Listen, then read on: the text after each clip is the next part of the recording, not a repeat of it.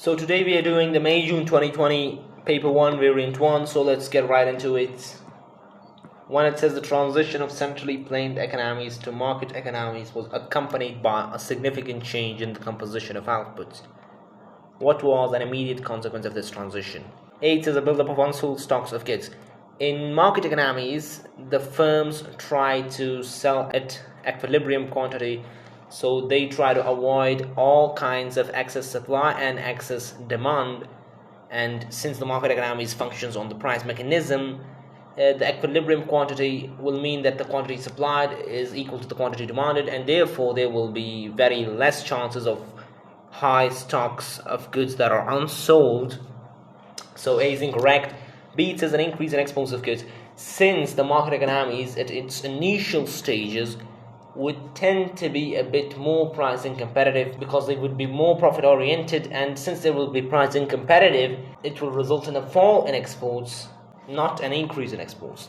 C, it says an increase in unemployment. Yes, this could be correct because private firms tend to reduce their costs of production, and therefore they will fire employees that are unnecessary, that were hired by the government in the planned economy, and therefore the unemployment in the country will rise due to a market economy. D says decreasing prices of goods and services. In market economies, prices will tend to rise because the private firms in a market economy do not try to fulfill the welfare of the public, and they do not produce at prices so that all can afford. They only produce at prices which are beneficial to them and which can generate a profit to them. So it will result in increasing prices of goods and services. So D is incorrect as well. 2, it says which statement is correct? A, normative economics concerns the description of economic models. This is incorrect. Normative economics is concerned with the subjective judgment and opinion-based statements. And B, it says normative economics is objective and factual. It is not objective and factual. It is based on opinions. C, positive economics can be tested by data and evidence. Yes, it is correct. Positive statements, which are part of positive economics, can definitely be tested by data and evidence. Therefore, C is our correct option. D says positive economics is subjective and offers a value judgment. It is normative economics, not positive economics. So C is our correct option for 2. 3, it says consumers do not use enough of a product to maximize their private benefit because they have imperfect information about the product. So consumers are not consuming enough of it, which means they're underconsumed, and the consumers underperceive the benefit provided by the product, which means there is an external benefit to the product. And since they have imperfect information about the product and they underconsume it, it is definitely a merit good. So how would an economist classify this product? C is our correct option, merit good. 4, it says what is meant by the division of labor. Division of labor is when we divide the production process into different tasks and allow different groups of labor to specialize in each of the tasks. This is perfectly the definition of division of labor. B, it says some workers work part-time and others work full-time. It is not specifically the definition of division of labor. And C says the same amount of output per hour is produced by each worker. Also incorrect. D, workers divide their time between different jobs. Completely irrelevant, all these 3 options. And A is our correct option for division of labor. 5, it says what describes a market supply curve. Market supply curve is the supply of all the firms in the market for a single product. This is what the market supply curve is. A, it says it is downward sloping. Downward sloping is the demand curve, it is not the supply curve. B, it is the same as the aggregate supply curve. Aggregate supply curve is for the whole country. All the products, all the goods and services of a country are included in the aggregate supply curve. C says it is the sum of all firms' supply curves for a product. This is what I said earlier, and this is the correct definition for market supply curve. D says it is the supply of all products within an economy. It is incorrect. D is the aggregate supply curve. It is not a market supply curve. 6, it says in the diagram D is the demand curve for Indian tea exports, and S1 is the supply curve when there is a tax on tea exports. So they say the Indian government removes the tax, which causes the supply curve to shift to S2. Which areas in the diagram measure the resulting loss in tax revenue to the Indian government and the resulting gain in consumer surplus? So let's assume S2 is the initial supply curve. and S1 is the new supply curve after the tax is imposed. In that case, what will be our tax revenue? We take the equilibrium point of S1 and we drag it downwards to S2, and then we drag it again to the price level. This becomes our tax revenue, which is X plus Y. So X plus Y is the tax revenue if we impose a tax and the supply curve shifts from S2 to S1.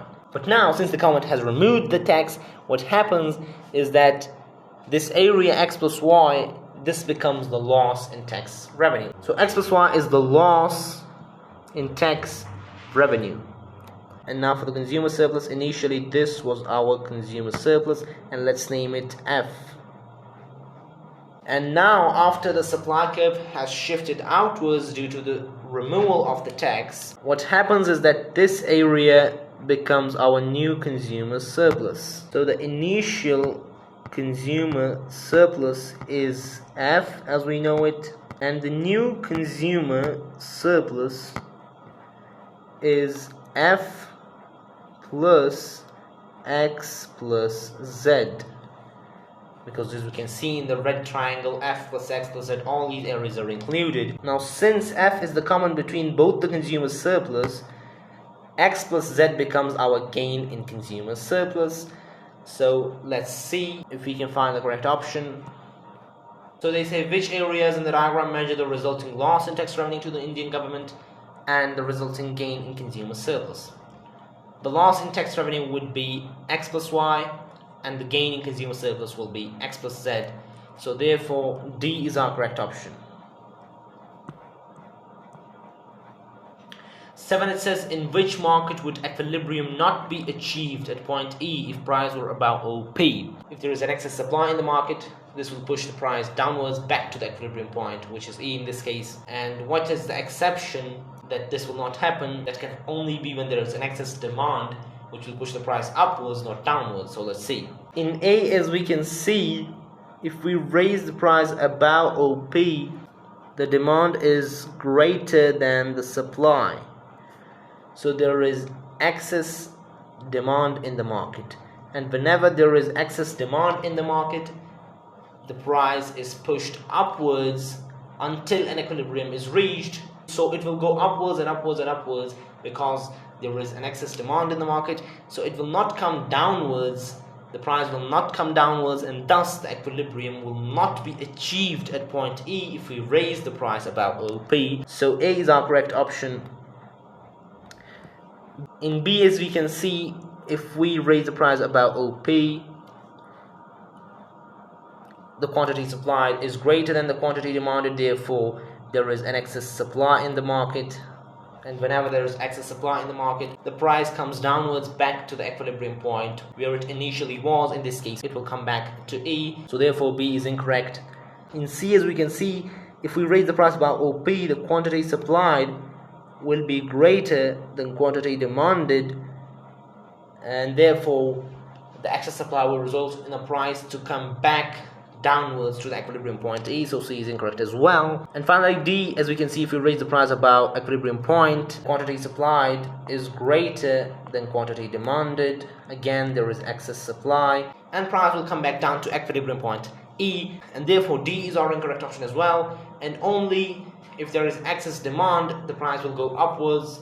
In that case, the equilibrium will not be attained at point E if we raise the price above OP, and that is the case with A. As we can see, there is excess demand and the price will go upwards. The price will not come back to point E, and therefore A is our correct option. 8, it says, in the diagram, the supply curve shows the number of spaces in a car park, and the demand curve shows the demand for spaces on 4 different days: D1, D2, D3 and D4. The owner wishes to charge a parking fee on each of 3 days to allocate the spaces according to the market mechanism. So if he wants to allocate the spaces according to the market mechanism, he will have to set the price at equilibrium on each of these 4 days. So for example, for D1 he would have to set the price at P1, and for D2 he would have to set the price at P2, And for D3, he would have to set the price at P3. And finally, for D4, he would have to set the price at P4. So therefore, in these 4 days, he would have to vary the price between P1 and P4 on 4 different days, so that all of the resources are allocated according to the market mechanism. So let's say, which pricing policy should the owner use? A, set a fixed price at P1. If he sets a fixed price at P1, there will not be allocation according to the market mechanism on day 2, day 3, and day 4. So it is incorrect. B, set a fixed price at P4. If he sets a fixed price at P4, there will not be allocation according to the market mechanism on D2, on D3, and on D1. And therefore B is incorrect as well. C, if we vary prices between P2 and P3, what happens is that allocation on D4 and D1 will not again be according to the price mechanism. And finally D, vary prices between P1 and P4. If we vary prices between P1 and P4, we will be able to allocate prices according to the market mechanism on all of the 4 days. So D is our correct option for 8. 9, it says an indirect tax is imposed on a product in a competitive market. Under which circumstances would the value of the consumer surplus be most likely to remain unchanged? A, new substitutes are developed for the product and production costs rise. Production costs rise, the prices will rise, and thus the consumer surplus for the product will fall. B, it says some producers merge, so there is less competition in the market. If the producers merge, what happens is that the demand curves becomes more inelastic, and when the demand curve becomes more inelastic, most of the tax burden will be passed on to the consumers, and thus the consumer surplus will fall. C says the product is an inferior good, consumer incomes increase and production costs rise. Again, if consumer incomes increase and it is an inferior good, the demand for the good will fall and the production costs rise, which will increase the prices of the good, and which will result in a falling consumer surplus altogether. D, the product is a normal good, consumer incomes increase and production costs fall. If production costs fall, the price will not be increased, and thus the consumer surplus will remain about the same. And since it is a normal good and the consumer's incomes increase, the demand for the good will increase, which will increase the consumer surplus as well. So D is the only situation in which the consumer surplus will be most likely to remain unchanged, and therefore D is the correct option for 9. 10, it says how might a firm raise the value of the price elasticity of supply for the product? To raise the value of the price elasticity of supply for the product, what the producers can do is that they can increase the productive capacity of the firm, which can be through any means. It can be through the capital, it can be through the labor, it can be through the nature of a product. 8 says decrease the amount of labor that it employs. If we decrease the amount of labor, an increase in demand will mean that the supply cannot fulfill the demand, and therefore the PES value will be lower. B says employ new technology to increase its productive capacity. If we employ new technology, what will happen is that the productive capacity of the firm will increase, and thus they can increase supply to a great extent in response to a change or increase in demand, and thus the PES value will be higher comparatively. C, increase advertising expenditure to generate more revenue. If we increase advertising expenditure, the demand for the product will increase, but it does not guarantee that the supply will increase as well, because advertising does not cause the supply or the productive capacity of the firm to improve or increase. It only increases or shifts the demand curve outwards, and thus it will not raise the PES value. D, reduce the level of stocks in order to cut costs. If we reduce the level of stocks and there is an increase in demand, you will not be able to fulfill that demand, and thus the PES value will be relatively lower, and D is incorrect as well. So B is our correct option for 10. 11, it says shoe manufacturers often use leather to make their most expensive shoes. Due to a world shortage of leather, the price of leather has risen. What will be the effect of this price change? A, the demand curve for leather shoes will shift to the left. There will not be a shift in the demand curve toward the left. There will be a shift in the supply curve towards the left, because the cost of production has risen, which will cause less producers to supply the product, and thus the supply curve will shift inwards, which will cause a movement along the demand curve, not a shift in the demand curve for leather shoes. The demand curve for a substitute for leather shoes will shift to the right. This is correct because due to a decrease in the supply of leather shoes, there's a contraction in the demand, which means a decrease in demand for leather shoes. This decrease in demand for leather shoes will result in an increase in demand for the substitute of leather shoes. Therefore, the demand for the substitute of leather shoes will shift to the right, and therefore B is our correct option.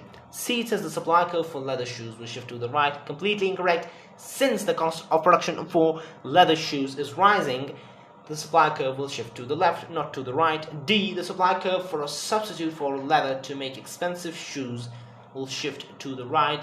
The supply curve will not shift to the right. The demand curve for a substitute for leather shoes will increase. 12, it says the diagram represents the market for a good.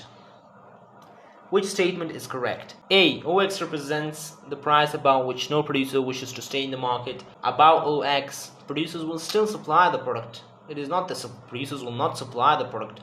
The producers will supply more of the product because the price is increasing. It is incorrect completely. B, OZ represents the minimum price consumers are prepared to pay. OZ does not represent the minimum price consumers are prepared to pay because the government has not imposed a minimum price, and we are not told that the minimum price is imposed.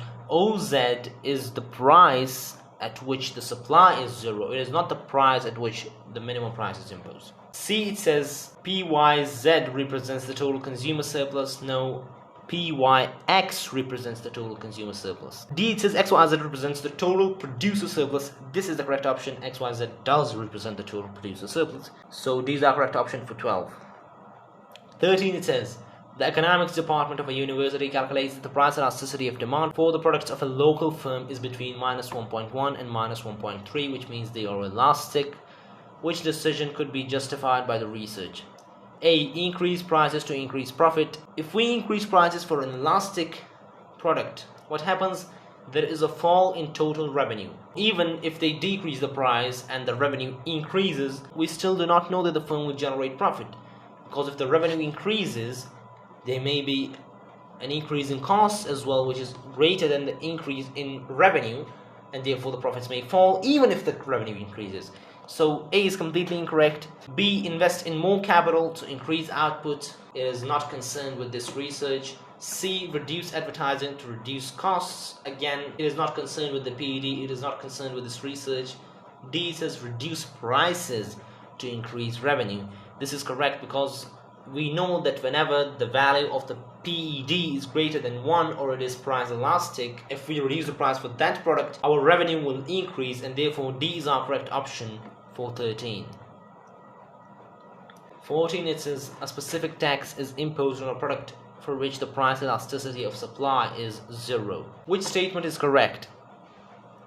Now, whenever the price elasticity of supply is inelastic, relatively inelastic, most of the burden of the taxation will fall on the producers, and since it is completely perfectly inelastic, it is 0, the entire burden will fall on the producers or the suppliers. Which statement is correct? A, the burden of this tax will fall entirely on consumers. No, this is incorrect.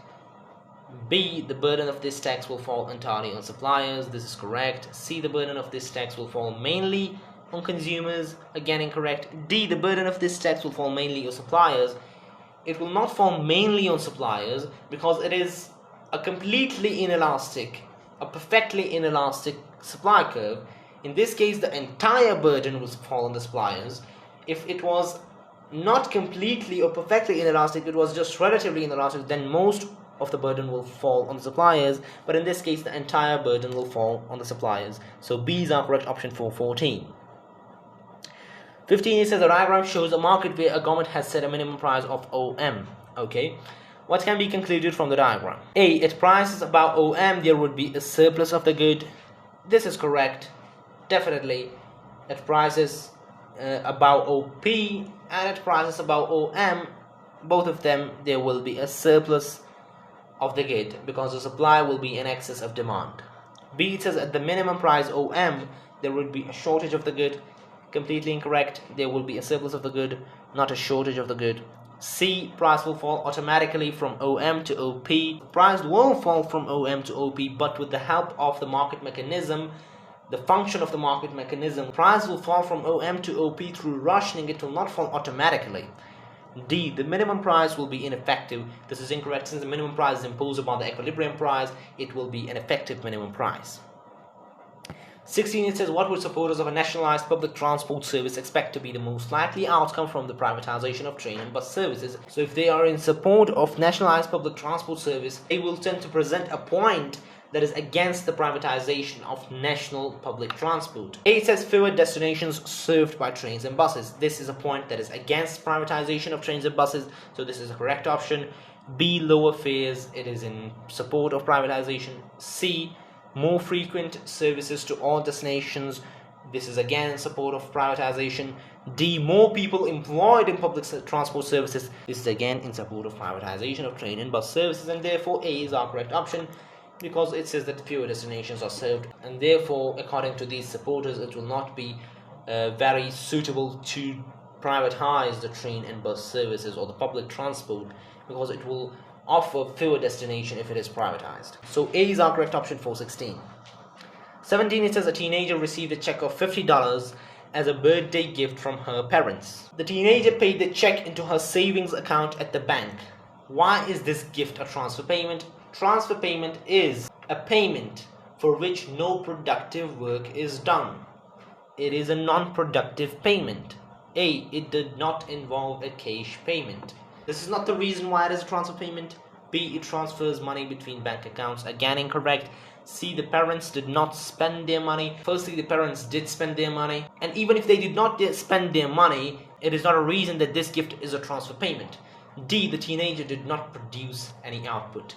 This is the correct reason for it being a transfer payment, because transfer payment is a payment for which no output is produced or for which no productive work is done.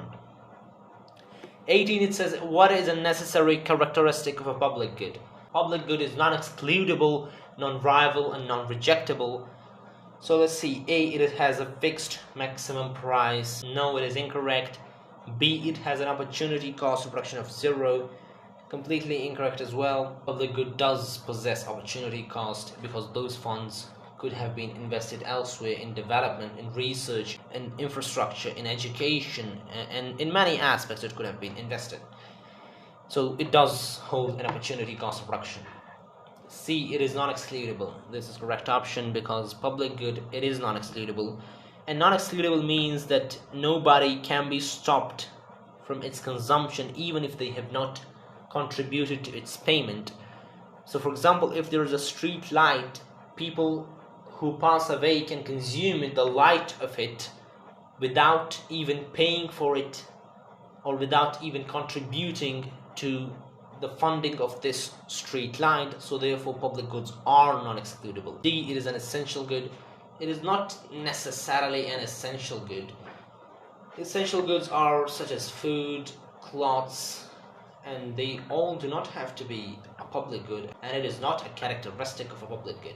Public goods are non-excludable, non-rejectable, non-rival. Remember these 3 points for public goods. 19, it says what is least likely to change an advanced industrialized economy's terms of trade. A, it says its level of labor productivity. This can change the terms of trade, because if the labor productivity is low, this means the price competitiveness may fall for the exports, and thus when the price competitiveness of exports fall, the terms of trade will definitely be affected. B, it says its rate of inflation. If inflation changes, the price of exports changes, the terms of trade will definitely change as well. C, the maintenance of a stable foreign exchange rate. If we maintain a stable exchange rate, a stable foreign exchange rate, the prices of exports and imports will not vary, they will be stable, and therefore the terms of trade will not be affected in that case. D, the occurrence of random supply shocks. If supply shocks occur, the prices of raw materials or imports will rise, which will definitely affect the terms of trade of a country. So A is our correct option for 19. 20, it says the diagram shows the aggregate demand and aggregate supply curves for an economy. Which situation would not cause a shift from 81 to 82? A, a fall in the general price level as government spending is reduced. This is correct, because if government spending is reduced, aggregate demand will shift inwards, because government spending is a component of aggregate demand, and when one component of aggregate demand reduces, the aggregate demand will reduce altogether, which will cause the aggregate demand curve to shift inwards, not outwards. B, an easing of credit by commercial banks for household purchases of consumer goods. If there is an easing of credit, people will borrow out more loans and thus they will consume more, which will result in aggregate demand to shift outwards. C. An increase in earnings from exports of high-tech products. If exports earnings increase, since exports are a component of aggregate demand will also shift outwards as a result of increase in exports. D. An increase in investment by firms in computer systems. Investment is also a component of aggregate demand. When investment increases, aggregate demand will shift outwards as well. So A is our correct option for 20. 21, it says which combination of changes is most likely to lead to an increase in aggregate price level and the level of real output. A, it says income tax rate fall. If income tax rate falls, this means people have more disposable income, they will consume more, which will shift the aggregate demand outwards and which will result in the price level to rise. And for net exports, they say net exports decrease. If net exports decrease, this means there will be a fall in aggregate demand.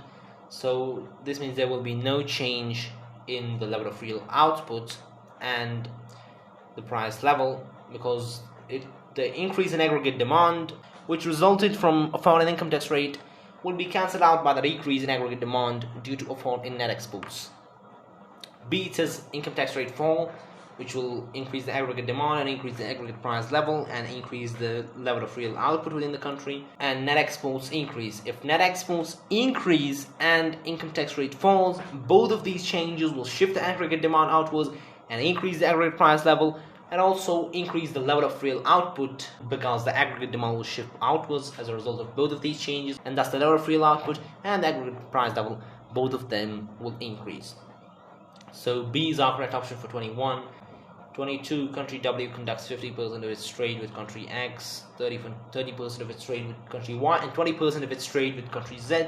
The initial value of the trade-weighted exchange rate of country W is 100, and so on and so on and so on. What will be the new trade-weighted exchange rate? Trade-weighted exchange rate is removed from the syllabus of AS level and it is moved on to the A2, so it will not come in paper 1 of the MCQs.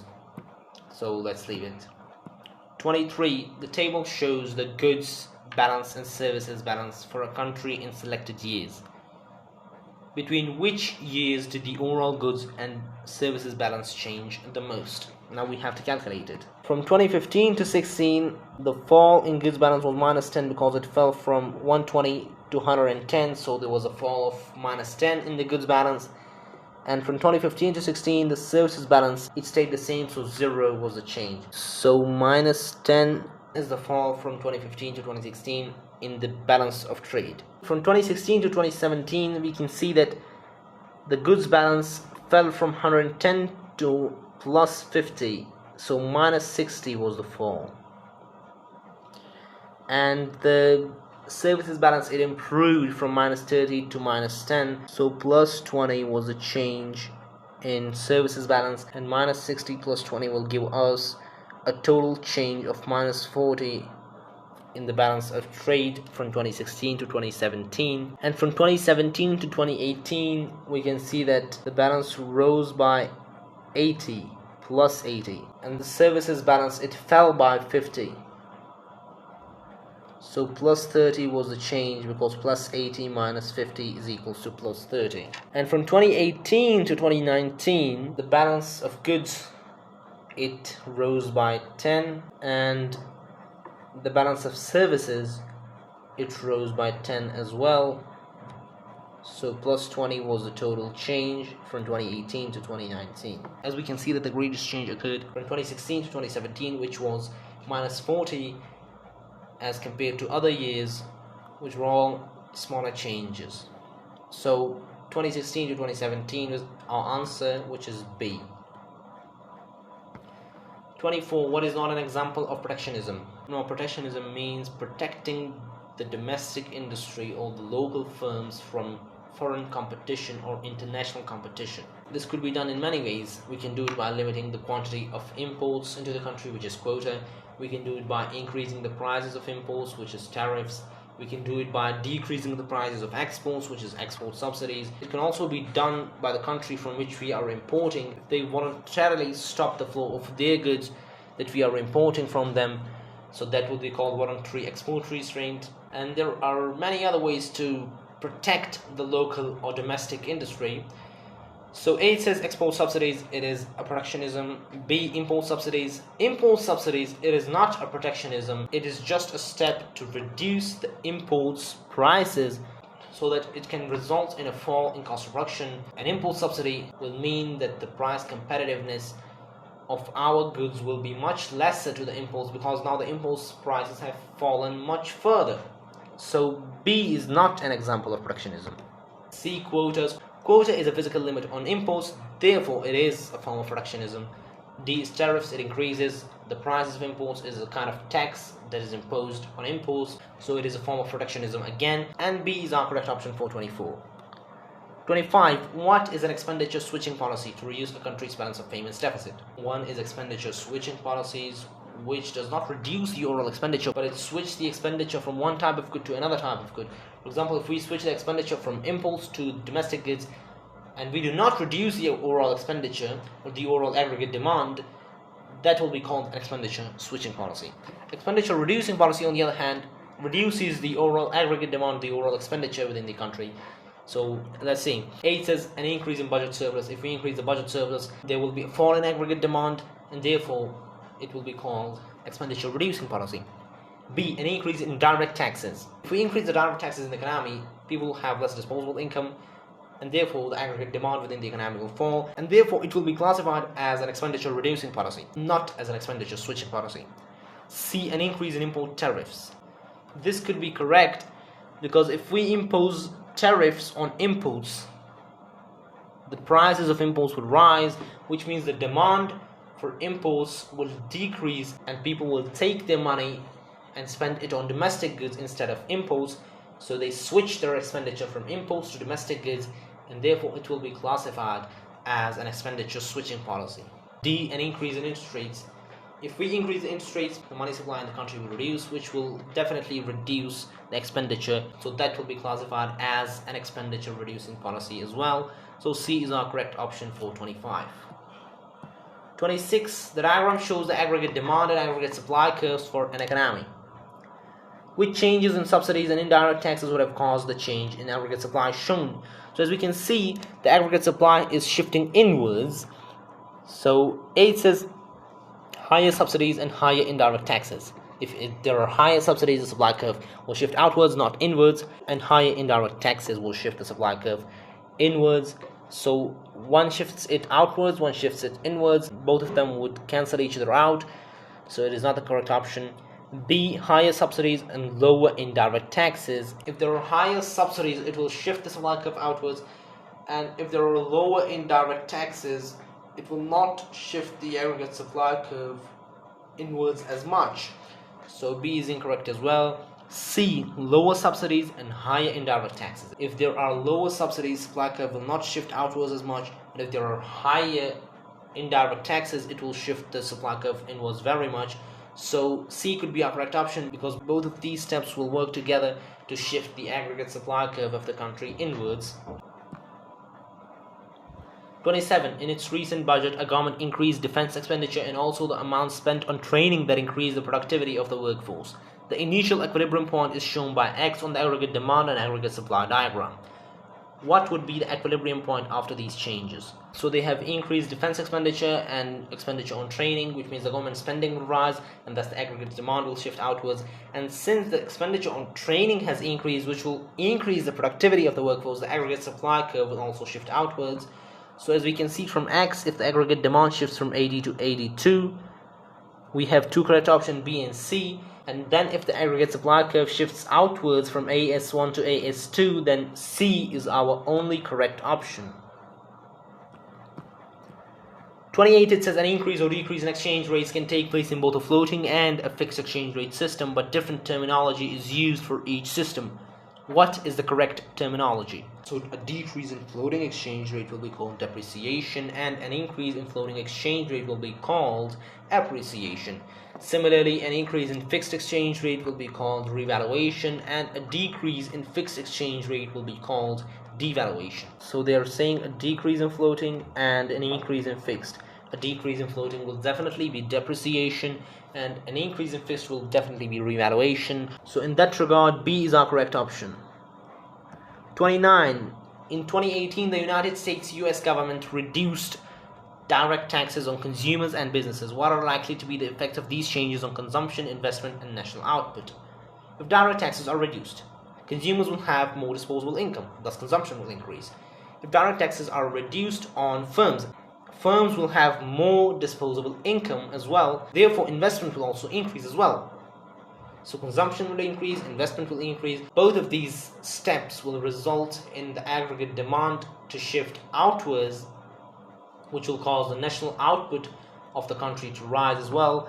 So the correct option will be a rise in all of these three. So D is our correct option, because it says that the consumption increases, the investment increases, and the national output increases as well. So D is our correct option for 29.